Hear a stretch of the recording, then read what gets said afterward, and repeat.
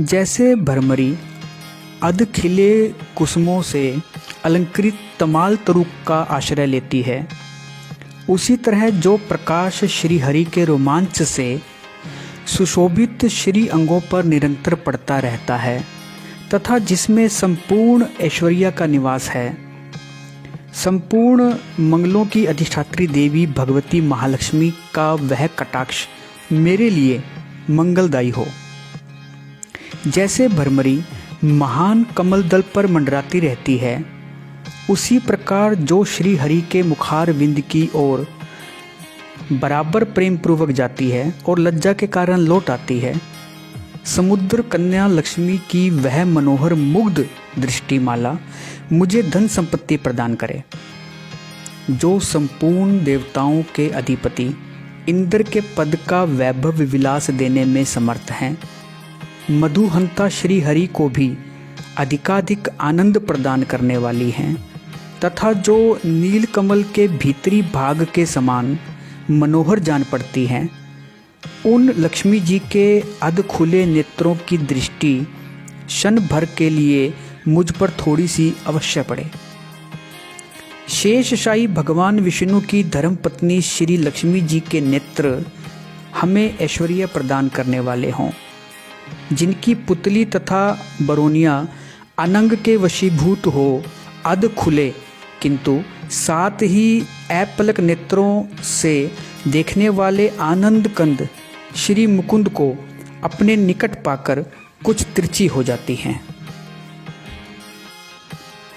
जो भगवान मधुसूदन के कौस्तुभ मणि मंडित वक्षस्थल में इंद्र नीलमयी हरावली सी सुशोभित होती हैं तथा उनके भी मन में प्रेम का संचार करने वाली है, वह कमल कुंजवासिनी कमला की कटाक्षमाला मेरा कल्याण करे।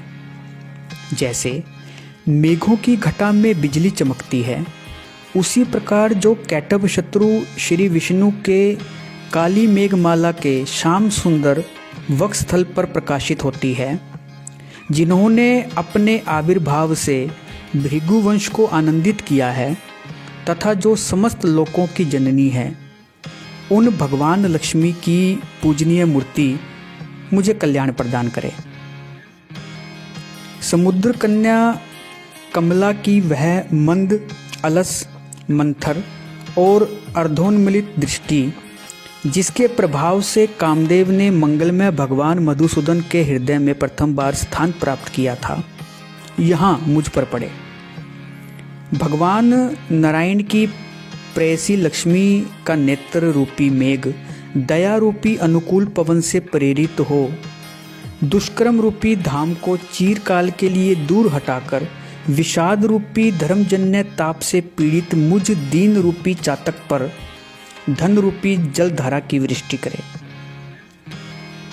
विशिष्ट बुद्धि वाले मनुष्य जिनके प्रीति पात्र होकर जिस दया दृष्टि के प्रभाव से स्वर्ग पद को सहज ही प्राप्त कर लेते हैं, पद्मासना पद्मा की वह विकसित कमल गर्भ के समान कांतिमयी दृष्टि मुझे मनोवांछित पुष्टि प्रदान करे।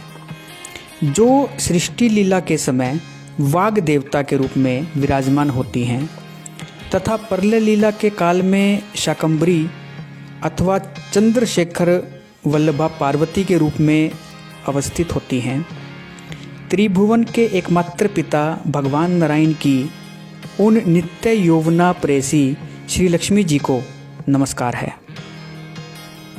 मात, शुभ कर्मों का फल देने वाली श्रुति के रूप में आपको प्रणाम है। रमणीय गुणों की सिंधु रूपा रति के रूप में आपको नमस्कार है।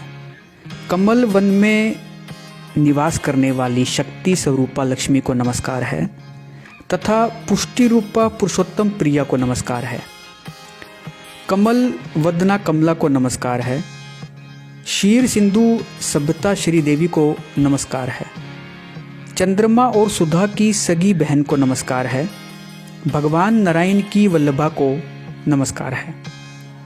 सोने के कमलासन पर बैठने वाली भूमंडल नायिका, देवताओं पर दया करने वाली, विष्णु सायुज्युत की वल्लभा शक्ति को नमस्कार है।